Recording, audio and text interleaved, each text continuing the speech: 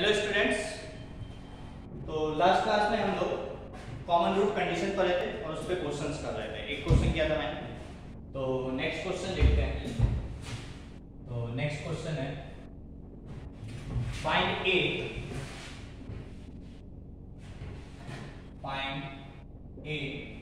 If the given equation find a if the given equation x square minus a plus 2x x square minus a plus 2x plus 3a बराबर 0 and second equation x square minus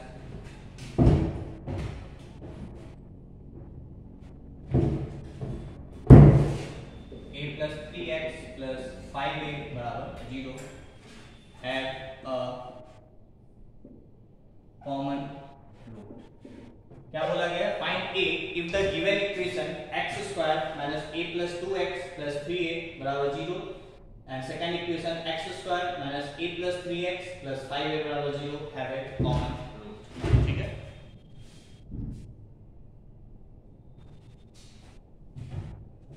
तो क्या करेंगे वैसे ही जैसे last question किए थे। क्या पहले case 1 when both roots are common. ठीक है, when both roots are common. ठीक है, तो क्या होगा a1 by a2 is equals to b1 by b2 is equals to c1 by c2। तो 1 upon 1 is equals to a minus times a plus 2 upon minus times a plus 3। तो minus minus cancel हो गया, is equals to 3a upon 5a। ठीक है, तो एक बार इन दोनों को इक्वेट कर दो तो क्या आएगा a plus 3 बराबर a plus 2। तो यहाँ से तो आ गया 3 बराबर 2। कोई वैल्यू नहीं, मतलब कोई वैल्यू नहीं आने का मतलब क्या हुआ कि ये दोनों कभी बराबर हो ही नहीं सकता। ये दो मतलब ये चीज 1 के बराबर कभी हो ही नहीं सकता, a की कोई भी वैल्यू नहीं। मतलब यहाँ से लिखो no values of a are possible, a are possible. ठीक है, मतलब कोई भी वैल्यू a पॉसिबल नहीं है किसके लिए कि दोनों इन दोनों इक्वेशन के दोनों रूट कॉमन हो जाए, ऐसा कभी पॉसिबल नहीं है। ठीक है, तो ये एक केस हो गया। ठीक है, मिटा दे, नोट कर लो।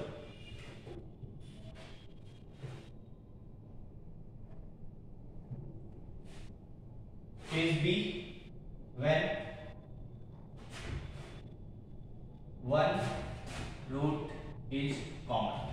केस बी है when one root is common. ठीक है, तो इसको मिटा और वन रूट वाला कंडीशन लगा है ना। कैसे लगाते हैं तो वही कंडीशन मैं लगाना तुम्हें सिखा रहा हूं। ठीक है, दिस इनटू दिस और फिर यहाँ पे 1 1 लिख लेंगे, है ना।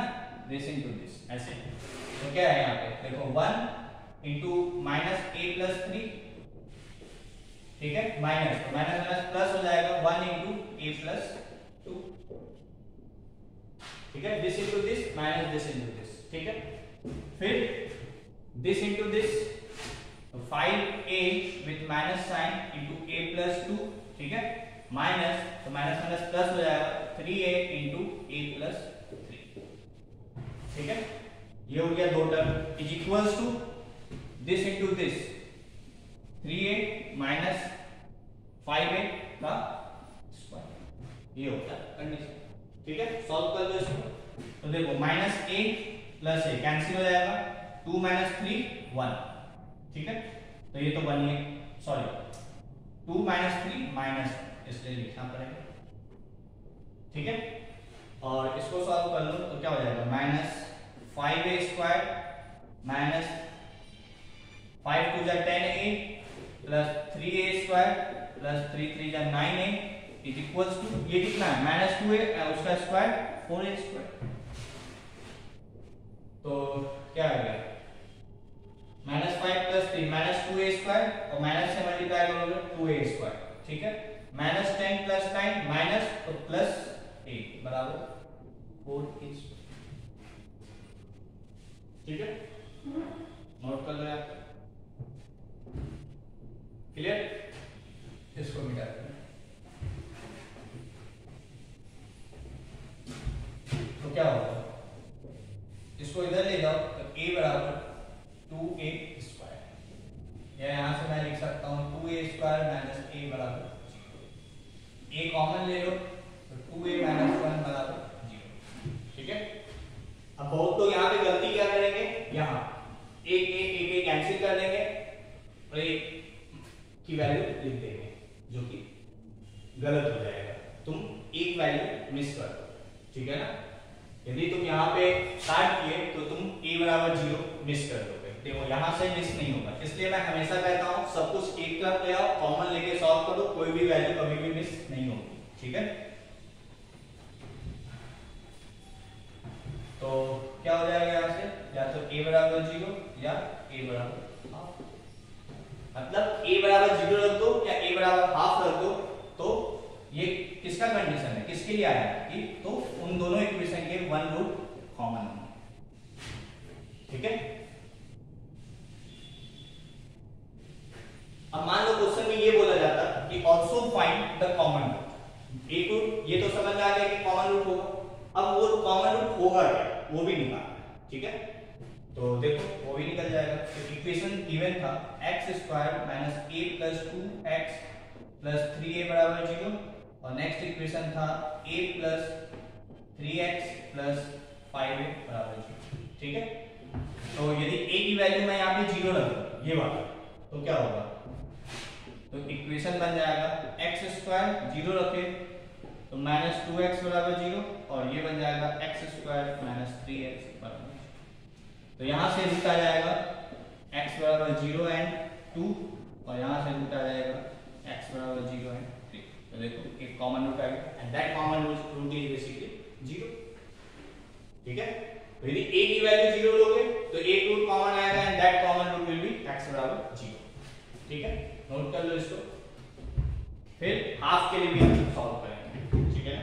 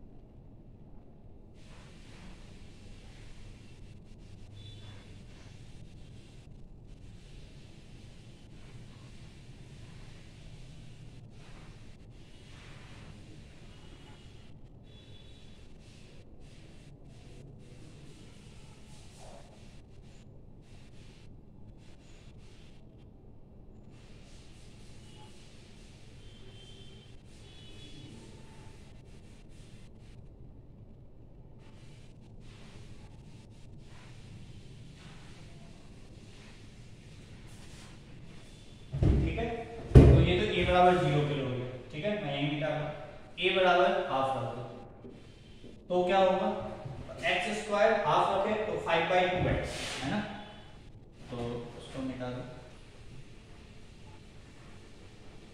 ये हो जाएगा 5/2x प्लस 3/2 बराबर 0, और यहाँ पे हाफ रखोगे तो 7/2x प्लस 5/2 बराबर 0, ये हो जाएगा। ठीक है, 2 से मल्टीप्लाई कर दो तो ऊपर मिटा देते हैं। तो ये हो जाएगा 2x square minus 5x plus 3 बराबर 0, 2x square minus 7x plus 5 बराबर 0। ठीक है, देख लो क्या इन दोनों इक्वेशन के रूट क्या क्या आ रहा है। चलो पहले इसको सॉल्व कर लेते हैं। तो 2x square minus 5x minus 2x plus 5 बराबर 0, x कॉमन लिए तो 2x माइनस 5 माइनस 1 कॉमन लिए तो 2x माइनस 5 बराबर 0, तो यहाँ से x माइनस 1 और 2x माइनस 5 बराबर 0, x बराबर 1 आ गया और x बराबर 5/2 आ गया। ठीक है, और इसको यदि सॉल्व करेंगे तो 2x square minus 6x plus x,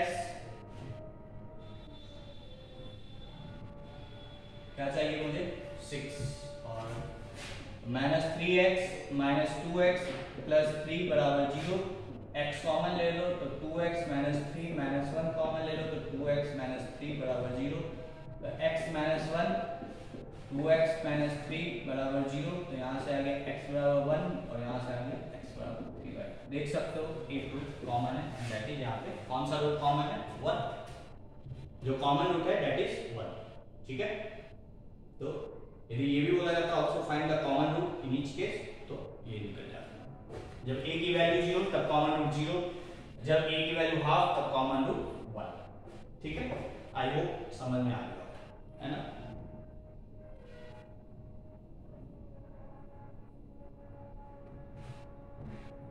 ठीक है,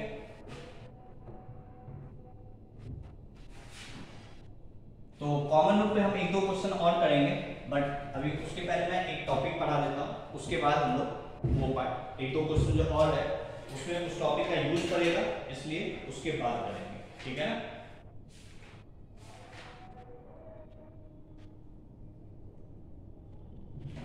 तो हेडिंग डालेंगे nature of roots, nature of roots. तो यहाँ पे सबसे पहले लिख लो let a not equals to 0 and a, b and c are constants, then let a not equals to 0 and a, b and c are constants, then roots of ax square plus bx plus c equals to 0 will be। Nature of roots का मतलब क्या है कि a not equals to 0 और abc constant है, मतलब ये quadratic है, इस क्वाड्रेटिक का जो भी रूट होगा उसका हम नेचर देखेंगे, कब कैसा नेचर का रूट होगा। ठीक है ना। तो फर्स्ट केस देखेंगे, पहले इतना नोट करो नेचर ऑफ रूट में। ठीक है,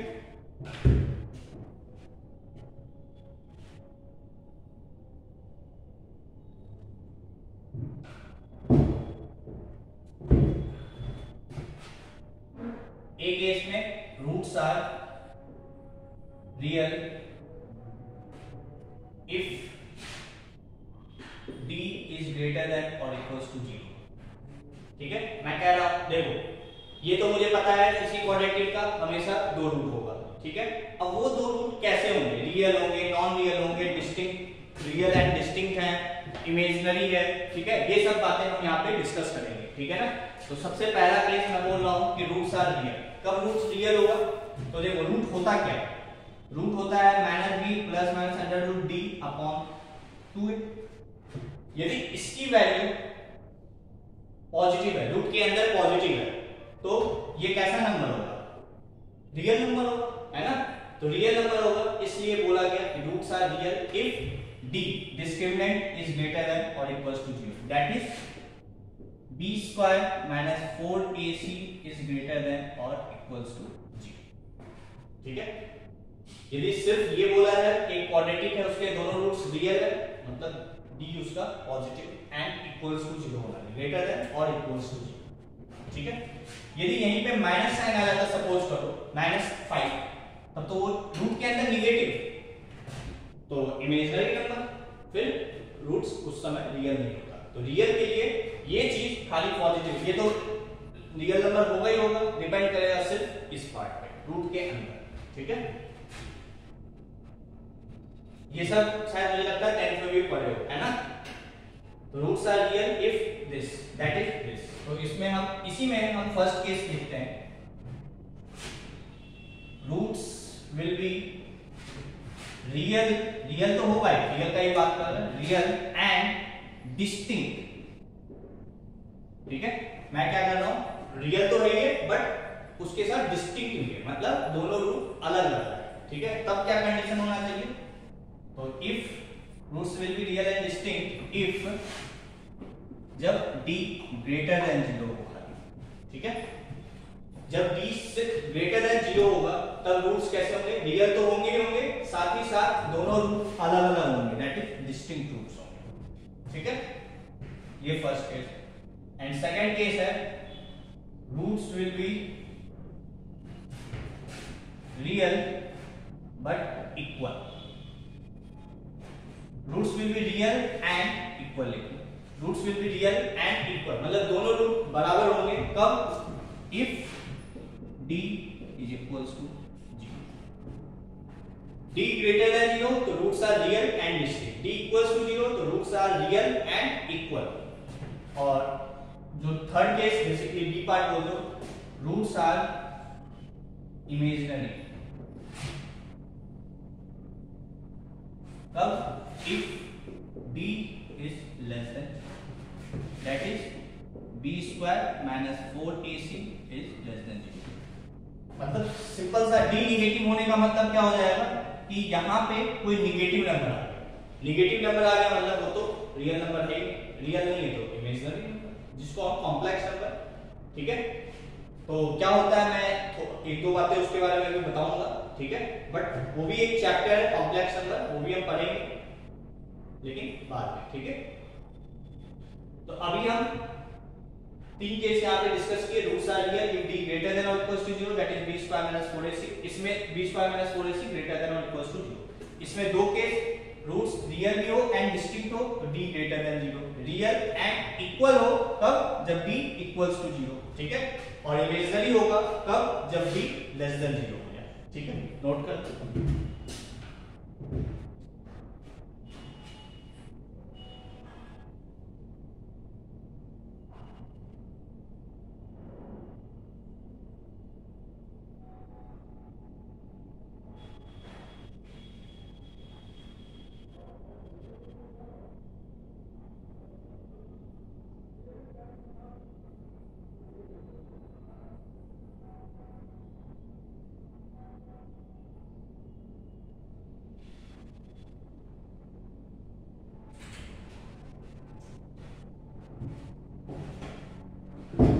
ठीक है यार,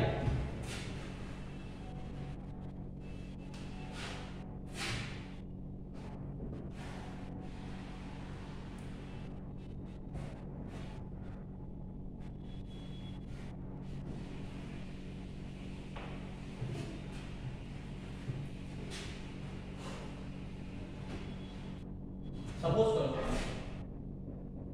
एक इक्वेशन है x square plus 4x plus 20 बराबर 0। मुझे सिर्फ ये चेक करके बताओ कि इस इक्वेशन के रूट्स कैसे होंगे, ठीक है, रियल होंगे या इमेजिनरी होंगे, रियल होंगे तो डिस्टिंक्ट होंगे, इक्वल होंगे, ठीक है, ये बताना। तो उसके लिए सिर्फ तुम्हें d निकालना है ना, d निकालो, क्या है b स्क्वायर 16 माइनस 4ac, तो ये क्या है b जो है 16 माइनस 80 जो कि लेस देन 0 आता है, तो कितना आ रहा है माइनस 64 जो कि नेगेटिव आ रहा है। इसका मतलब रूट्स कैसे हैं, रूट्स आर इमेजिनरी। देखो ये बात तो श्योर है कि रूट्स तो हमेशा ही दो ही होंगे, ठीक है ना, इसमें कोई इफ बट नहीं है, रूट तो हमेशा दो ही होंगे। अब वो कैसे होंगे, तो रूट्स विल बी इमेजिनरी, ठीक है, तो नोट कर लो इसको। और ऐसे मैं एग्जांपल लिखूं तो से x square plus 7x plus 5 equals to 0, इस इक्वेशन के रूट्स बताना है कैसे होंगे, ठीक है। तो सिर्फ d निकालो, b स्क्वायर माइनस 4ac जो कि d क्या है पॉजिटिव है, d इज ग्रेटर देन 0, इसका मतलब रूट्स आर रियल, और रियल में भी कैसे, क्योंकि d पॉजिटिव है तो रियल एंड डिस्टिंक्ट, ये roots will be real and distinct, ठीक है, क्लियर। तो नोट कर लो यहां, एक केस और ले लेते हैं,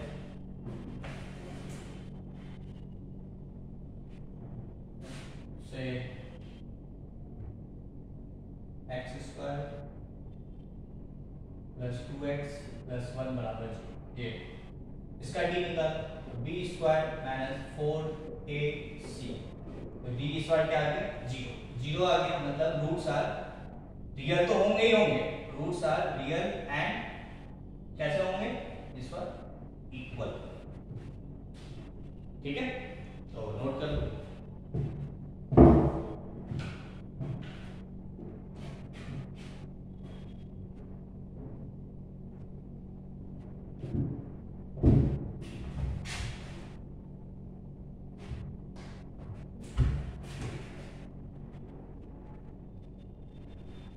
तो क्वेश्चन है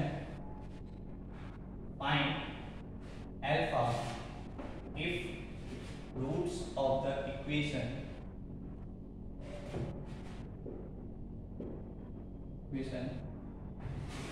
x square minus find alpha if the roots of the equation this is equals to 0 are real and distinct. Yeah, roots are real and first part distinct and second part equal. ठीक है, ये दो case और या इसको ही answer है, तीनों case इसी में करते हैं. Find alpha if the roots of the equation this are distinct and real, equal and real, और थर्ड पार्ट इमेजिनरी. ठीक है, ये क्वेश्चन अल्फा की वैल्यू निकालनी है जब इस इक्वेशन के रूट्स रियल एंड इक्वल हो जाए, रियल एंड डिस्टिंक्ट हो जाए और इमेजिनरी हो जाए. ठीक है, ठीक है, तो चलो सॉल्व करते हैं. तो सॉल्यूशन, ठीक है, तो फर्स्ट केस में क्या बोला गया है, सबसे पहले तो डी लिख लो तुम. ठीक है, क्योंकि तीनों केस में मुझे डी से ही काम है तो डी निकाल देते हैं. पहले डी क्या होता है, B square minus 4ac. B square क्या होगा, तो 4 अल्फा का स्क्वायर माइनस 4a1 है और c अल्फा प्लस 5, ये हो गया. तो 16 अल्फा स्क्वायर माइनस 4 अल्फा और माइनस 5 for the 20. ठीक है, ये आ गया 16 अल्फा स्क्वायर माइनस 4 अल्फा और माइनस 20. ठीक है, अब तुमसे बोला है कि फाइंड अल्फा, अल्फा की वैल्यू निकालना है जब इस इक्वेशन के रूट्स कैसे हो जाए. तो फर्स्ट केस रूट्स कैसे चाहिए आपको, real and distinct. Real and distinct, real भी होना चाहिए एंड डिस्टिंक्ट होना चाहिए, तो डी ग्रेटर देन 0. ठीक है, रियल एंड डिस्टिंक्ट का कंडीशन डी ग्रेटर देन 0. तो कर दो इसको. तो इनइक्वालिटी तो सॉल्व करना आता ही होगा. ठीक है ना, तो इसको मैं मिटा रहा. तो क्या है, a case 16 alpha square minus 4 alpha minus 20 is greater than. तो अल्फा की वैल्यू निकाल. तो क्या करेंगे, 4 कॉमन ले लो. Alpha square minus 4 alpha square minus alpha minus 5 is greater than 0. 4 को तो इधर भेज सकते हैं. तो 4 alpha square minus alpha minus 5 is greater than 0. ठीक है, ये फैक्टराइज होगा क्या, 25 4 है ना. 4 alpha square minus 5 alpha plus 4 alpha minus 5 is greater than 0. Alpha common ले लिए तो 4 अल्फा माइनस 5 प्लस 1 कॉमन ले लिए, 4 alpha minus 5 is greater than 0. 4 alpha minus 5 common ले लिए तो ब्रैकेट में क्या बचा, अल्फा प्लस 1. ठीक है, ये 0 कब होगा, 5/4 पे और ये -1 पे.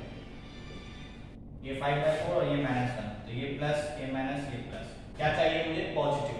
पॉजिटिव कहाँ पे, तो अल्फा की वैल्यू आ जाएगी कहाँ से कहाँ, माइनस इसके इधर एंड इसके इधर. ये नहीं चाहिए इसलिए ओपन लगा.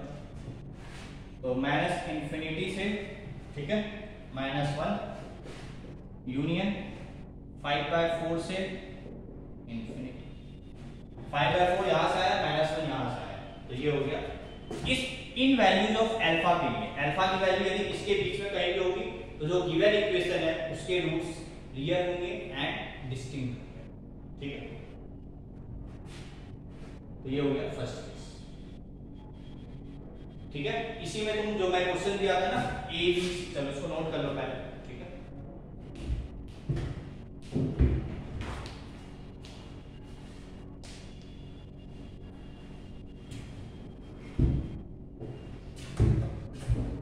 ठीक है, इसी में जो मैं A part, B part, C part लिया था, डी पार्ट भी लिख दो, सिर्फ रूट्स आर रियल, बस इतना.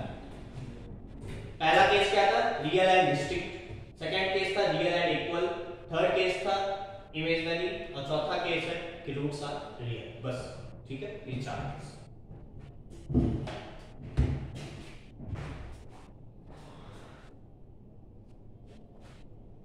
ठीक है, तो फर्स्ट केस का आंसर हो गया ये।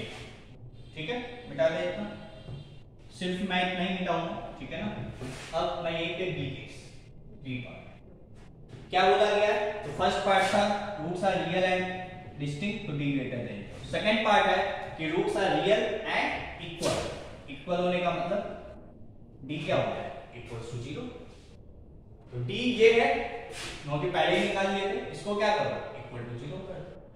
इक्वल टू 0 होगा तो यहां भी इक्वल टू 0 हो जाएगा, सब कुछ वैसे ही रहेगा। इसको सॉल्व कर लो।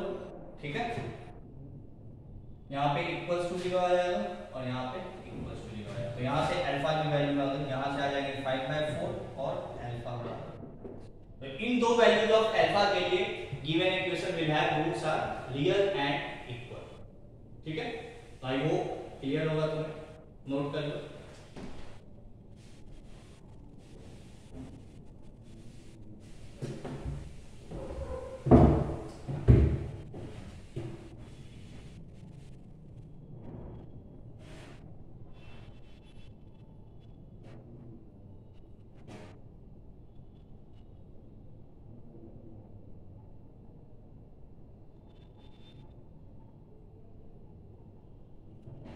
ठीक है,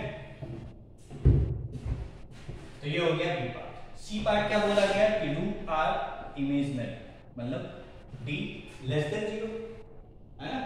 तो इस बार क्या होगा, डी ये है तो इसको क्या करो, लेस देन 0 कर दो, less than 0, less than 0, less than 0। ठीक है, लेस देन 0, लेस देन। तो क्या आ जाएगा नंबर लाइन पे, यहाँ पे -1, यहाँ पे 5/4, ये प्लस, ये माइनस, ये प्लस, है ना।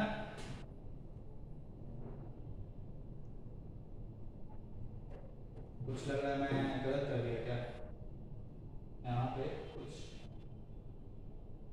5/4, अच्छा हाँ ठीक। तो इस बार क्या करेंगे, लेस देन 0 मतलब ये लीजिए। ठीक है, और इक्वलिटी नहीं है इसलिए अल्फा की वैल्यू -1 से लेके 5 तक। ठीक है, तो ये हो गया। इन वैल्यूज ऑफ अल्फा के लिए रूट्स इसके कैसे होंगे, इमेजिनरी। ठीक है, मतलब डी लेस देन 0। ठीक है, नोट कर लो इसको। तो ये था सी पार्ट, है ना।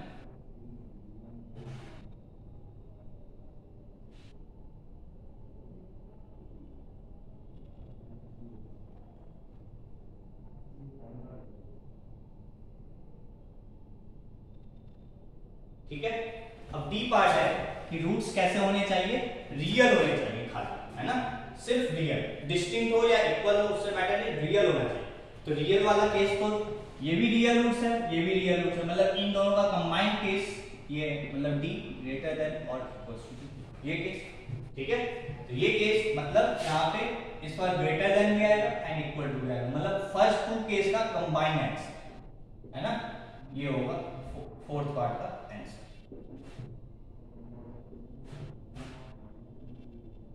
ठीक है, मतलब इसके इधर तो आंसर है ही है और ये भी इस बार आंसर है। फर्स्ट केस में क्या था, ये दोनों आंसर पॉइंट आंसर नहीं था। ठीक है, इस वाले केस में ये दोनों पॉइंट भी आंसर होगा, मतलब अल्फा की वैल्यू -∞ से -1 पे क्लोज्ड, बस ये अंतर आएगा। यूनियन क्लोज्ड 5/4 से इंफिनिटी।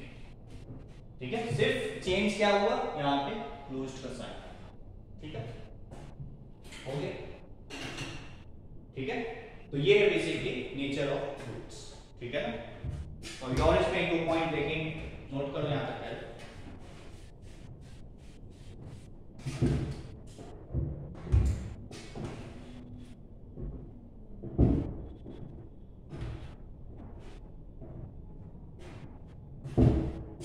ठीक है, तो इसको डी पार्ट कर लेना। ठीक है,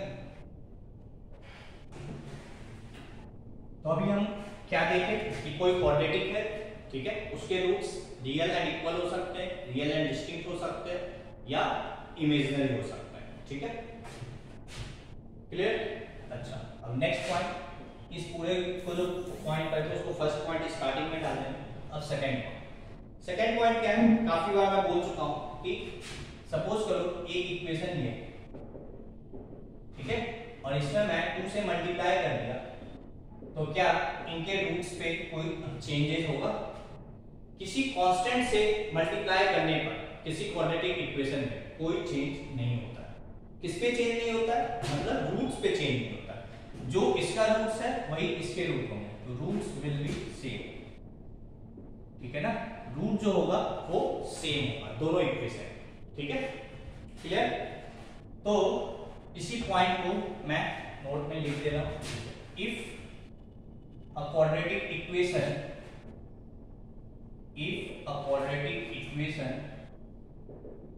is multiplied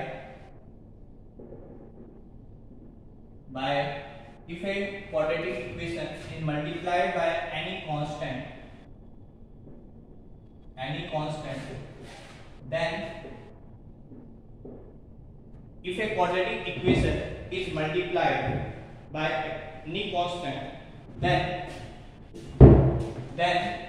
its root will remain unchanged, ठीक है। काफी बार मैं इस पॉइंट को डिस्कस कर चुका हूं, तो मैं फिर से डिस्कस नहीं कर रहा हूं। यदि एग्जांपल तुमको लिखना है तो एग्जांपल में ये लिख सकते हो, ठीक है, और 2 से मल्टीप्लाई करके ये लिख। If a quadratic equation is multiplied by any constant, then its root will remain unchanged. इसके भी रूट 2 and 3 है और इसके भी रूट 2 and 3, ठीक है, निकाल के देख सकते हो इक्वल्स टू 0, ठीक है ना। तो ये है सेकंड। थर्ड पॉइंट जो कि इंपॉर्टेंट है, ठीक है ना।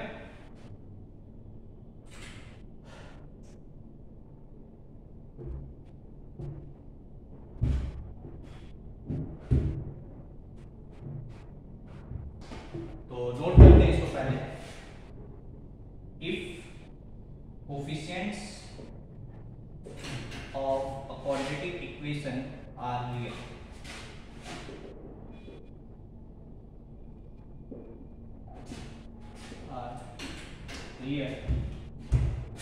and if exist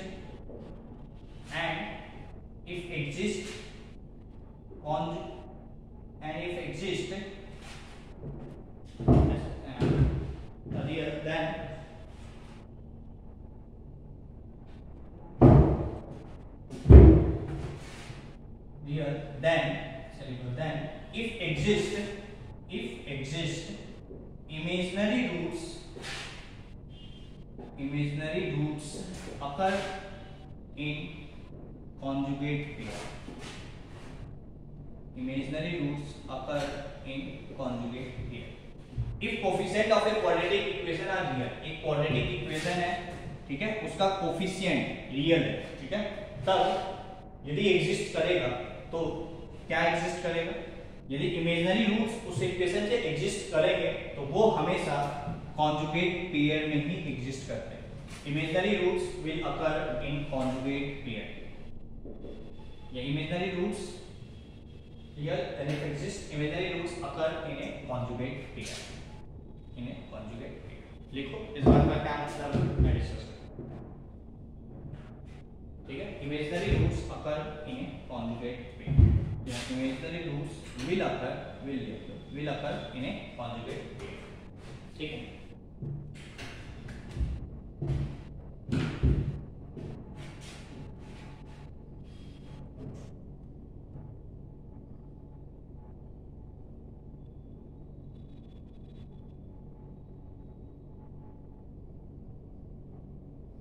ठीक है, क्या मतलब है इसका, तो आगे देखते हैं। तो सबसे पहले तो एक टर्म हम बार बार यूज कर रहे हैं, इमेजिनरी, ठीक है। क्या होता है इमेजिनरी नंबर? मे भी पढ़े होंगे, पर फिर भी जैसे रूट के अंदर -2 है, या इमेजिनरी नंबर का सिंपल सा मतलब जो नंबर रियल में है वो इमेजिनरी हो, ठीक है। अब कैसे नंबर रियल है? तो देखो रूट के अंदर 12 आ जाए तो ठीक है। हम रूट के अंदर हमेशा कैसे नंबर डिफाइन करते हैं? हमेशा पॉजिटिव नंबर या इक्वल्स टू 0, ग्रेटर देन और इक्वल्स टू 0। बट इस बार क्या हुआ, रूट के अंदर नेगेटिव नंबर आ, जैसे ये, ठीक है, जैसे √-14, ऐसे मैं √(-1), √(-2) कुछ भी लिख सकता हूं। ये सारे नंबर्स कैसे नंबर्स हैं? इनको बोला जाता है बेसिकली इमेजिनरी नंबर्स। ठीक है, ये सब कैसे नंबर है? इमेजिनरी नंबर्स, रूट के अंदर निगेटिव। ठीक है ना? ठीक है, तो मैं ज्यादा डिटेल में नहीं जाऊंगा, सिर्फ मुझे जितना काम है मैं उतनी बातें डिस्कस करूंगा। ठीक है ना? तो सबसे पहले अंडर रूट ऑफ -1। ठीक है, under root of -1 is defined as iota. ठीक है, इसको हम शॉर्ट में सिर्फ आई से लिखते हैं। ठीक है, अंडर रूट ऑफ -1 को हम क्या बोलते हैं? आयोटा, और उसको हम आई से लिखते हैं। मतलब under root -1 is basically iota या आई। ठीक है, यदि कहीं पे अंडर रूट ऑफ -12 लिखा है तो मैं इसको क्या लिख सकता हूँ? Under root -1 into under root 12, ये लिख सकते हैं। और अंडर रूट ऑफ -1 क्या है? आयोटा, तो आयोटा अंडर रूट, ये लिख सकते हैं। तो कहीं भी आयोटा यूज हो गया, that number is means imaginary number. ठीक है, जैसे कहीं पे अंडर रूट -15 लिखा है तो मैं इसको क्या लिख दूंगा? Root 15 iota. ठीक है, यदि कहीं पे आयोटा रूट 20 लिखा है, ठीक है, तो इसका भी मतलब क्या है? Under root of -20। ये भी नंबर कैसा? आयोटा किसी नंबर के साथ आ गया मतलब वो नंबर कैसा? इमेजिनरी। जैसे कहीं पे ये भी लिखा जा सकता है 1 + 2 आयोटा, तो आयोटा आ गया इस नंबर में, मतलब ये नंबर कैसा है? इमेजिनरी। ठीक है, इसका मतलब क्या है? Basically 1 + 2 under root of -1। ठीक है, आयोटा का मतलब अंडर रूट -1 और फिर जैसे नंबर लिखा है वैसे लिखो। ठीक है, यदि कहीं पे अंडर रूट ऑफ 100 -100 लिखा है, ठीक है, तो इसको मैं क्या लिख सकता हूँ? अंडर रूट ऑफ -1 इंटू 100, 100 का स्क्वायर रूट 10, और ये क्या हो जाएगा? आयोटा। तो अंडर आयोटा, इसको आयोटा लिख दो, आयोटा रूट 10। ठीक है, तो आई होप आयोटा का मतलब क्या है? Under root of -1, that's all, बस यही मतलब है। ठीक है ना? उसको हम आई से डिनोट कर सकते हैं। ठीक है, तो नोट कर लो इस पॉइंट को। क्लियर?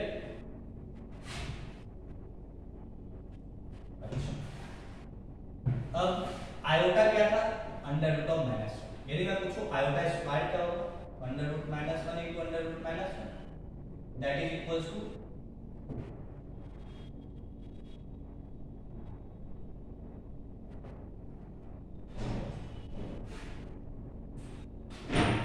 आयोटा स्क्वायर क्या होगा? इसका स्क्वायर मतलब -1 अंडर रूट ऑफ -1 का स्क्वायर, तो ये क्या हो जाएगा?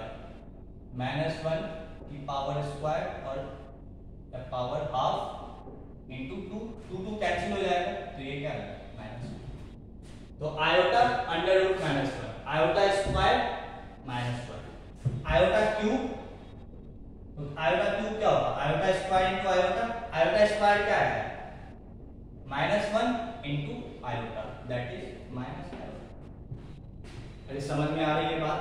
Iota root of -1, iota square -1, iota cube minus iota, iota की power 4, that is iota square into iota square, that is iota square क्या है? -1 into -1, that is equals to 1। ठीक है, तो iota root of -1, iota square -1, iota cube minus iota, iota power 4 1। ठीक है, note कर। तो इसी से हम आयोटा की पावर एनी नंबर हम निकाल सकते हैं।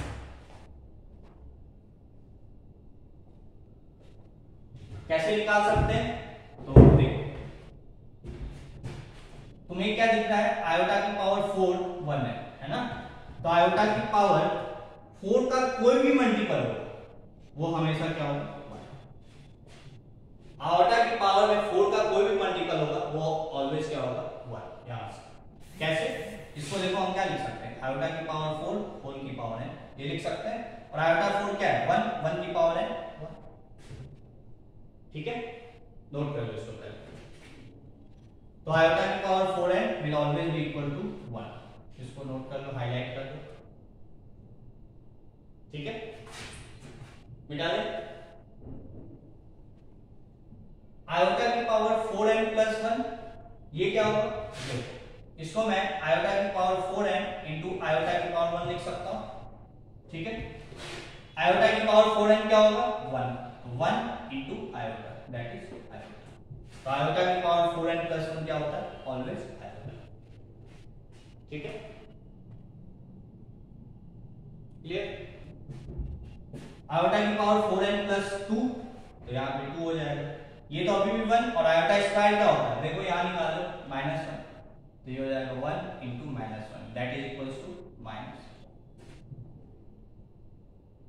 ठीक है,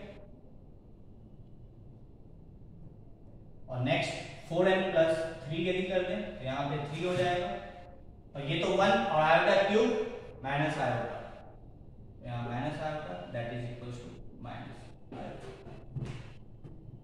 ठीक है, और फिर से +4 करेंगे तो वो 4n टाइप का ही हो जाएगा, तो वो तो वापस 1। तो ये याद रखना, iota √(-1), iota square -1, iota cube minus iota, iota 4 या 4n के टर्म्स में मैंने लिख दिया, वो तुम नोट कर सकते हो।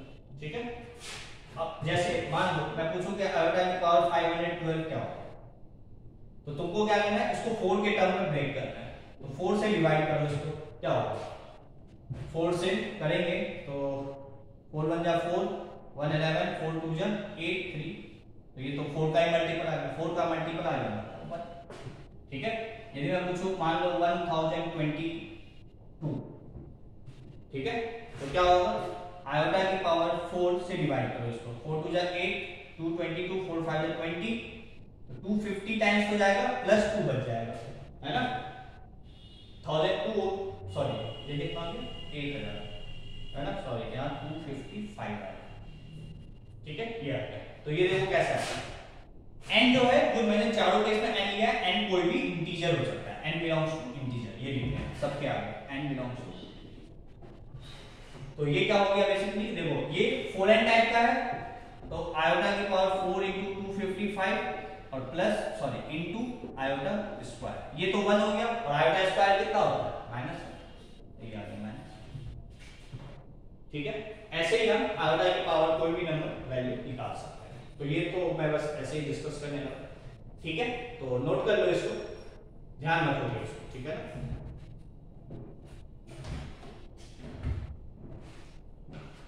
ठीक है,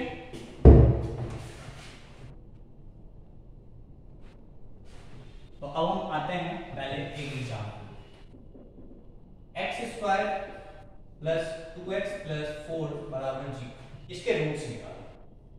तो -b ± √b² - 4ac, तो 4 4 जा 60 अपॉन 2a, -2 ± √-12/2। ठीक है, तो देखो क्या है, सेपरेट कर दो, -2 ± √-12/2, और दूसरा आ गया -2 √-12/2। ठीक है, तो देखो मैंने अभी तुमको सिखाया, इसको हम कैसे लिख सकते हैं? √12 × -1 को आयोटा अपॉन, इसी तरीके से इसको भी हम क्या लिख सकते हैं? -2 √12 × आयोटा। ठीक है, इस √12 को मैं क्या लिख सकता हूँ? 2 2 4 3 12, मतलब 2√3, 2√3 आयोटा अपॉन 2, और इसको लिख सकते हैं -2 √3 आयोटा। ठीक है, नोट कर लो इसको।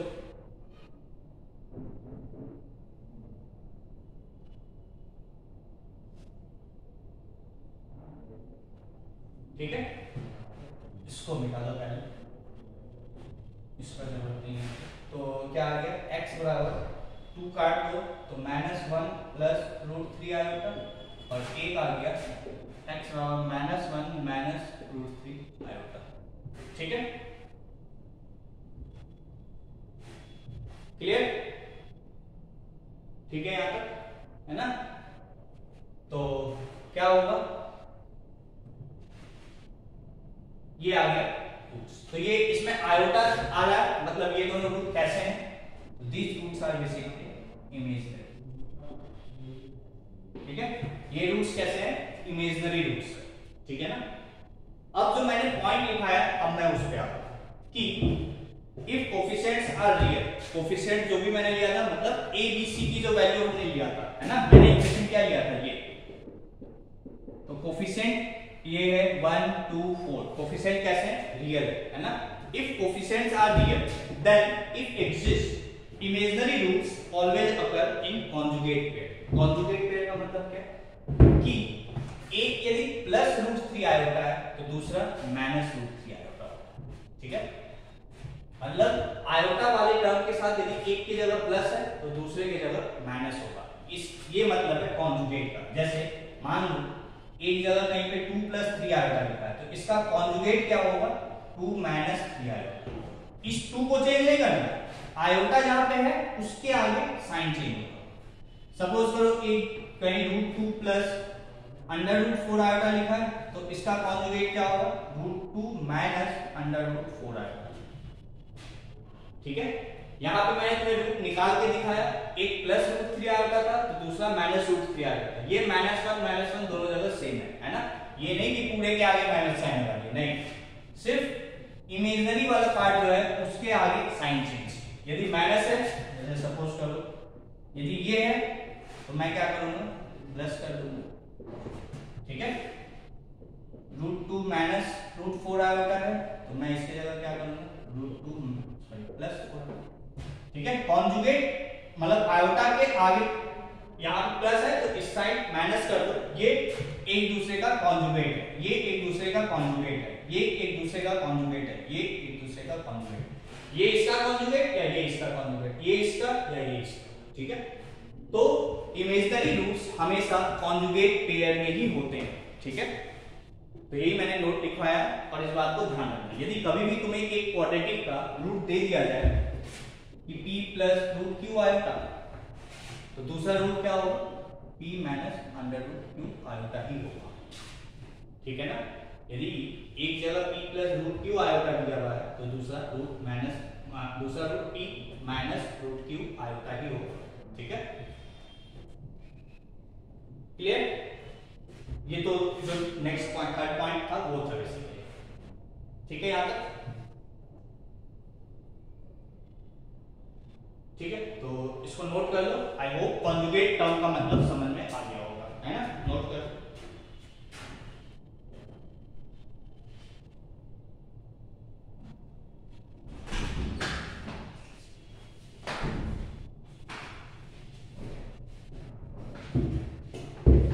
ठीक है।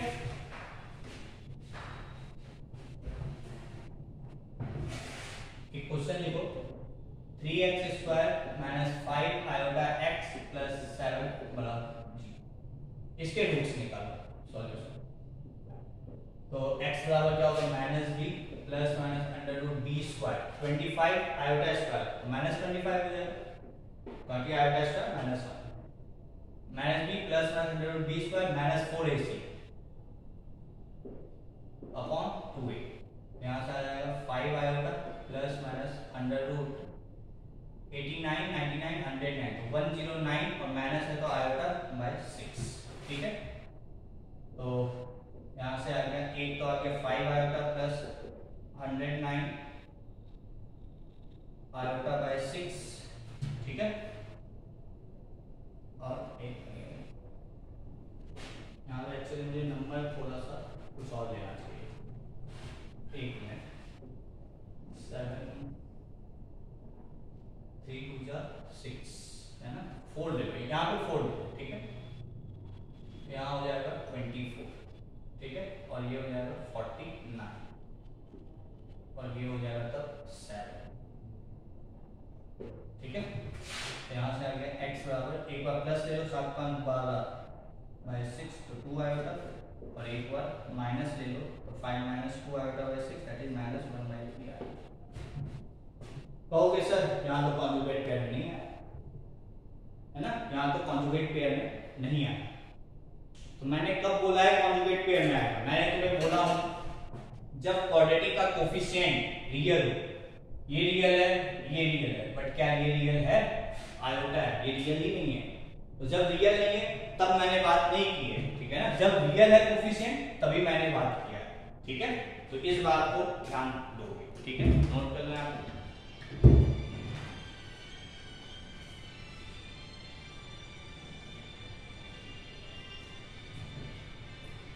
ठीक है, तो ये ध्यान रखना है कि कोफिशिएंट रियल होना चाहिए, तभी ये चीज वैलिड है।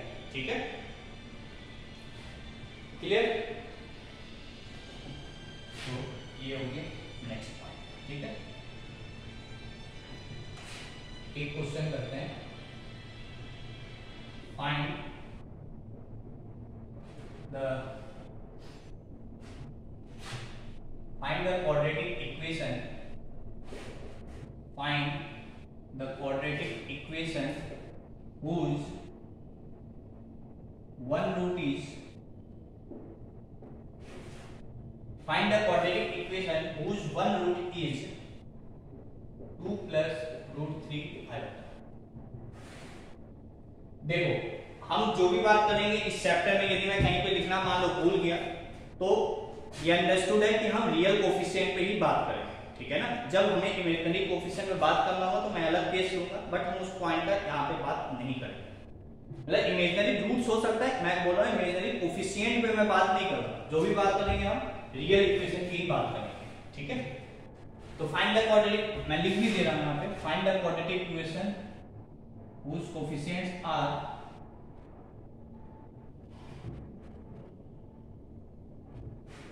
find the quadratic equation whose coefficients are real and one root is this। ठीक है, तो since क्या होगा solution, since one root is imaginary, root कैसा है imaginary, that is 2 plus root 3 iota, है ना। तो एक रूट पता है, इमेजिनरी रूट है, तो इमेजिनरी रूट हमेशा कॉन्जुगेट पेयर में होता है। मतलब एक रूट पता है तो तुम्हें दूसरा रूट भी पता है ना। क्या होगा दूसरा root, 2 minus root 3 iota। Imaginary roots always occur in conjugate pair. ठीक है, तो since one root is imaginary, that is this, so other root will be conjugate of other root will be conjugate of 2, other root will be conjugate of this मतलब that is 2 minus root 3 iota। एक root ये है तो दूसरा root इसका conjugate होगा, that is this.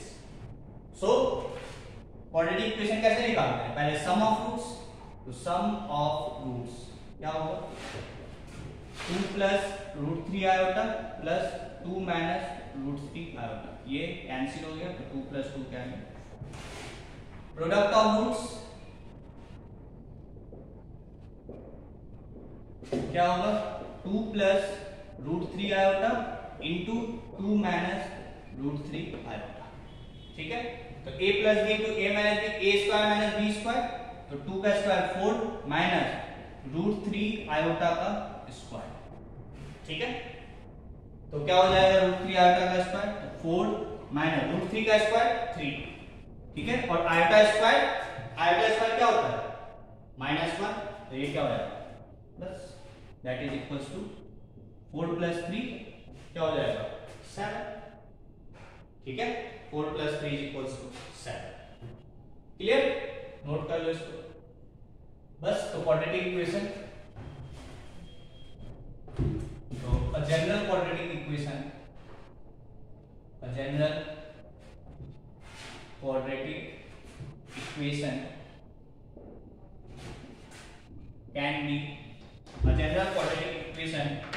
can be given as क्या होगा, lambda times x square minus sx plus p equals to 0, है ना।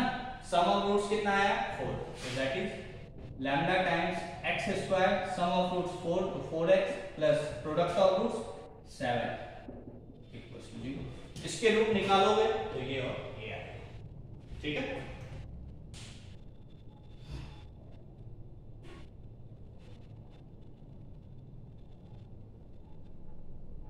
ठीक है, तो आई होप यहां तक तुम्हें समझ में आ गया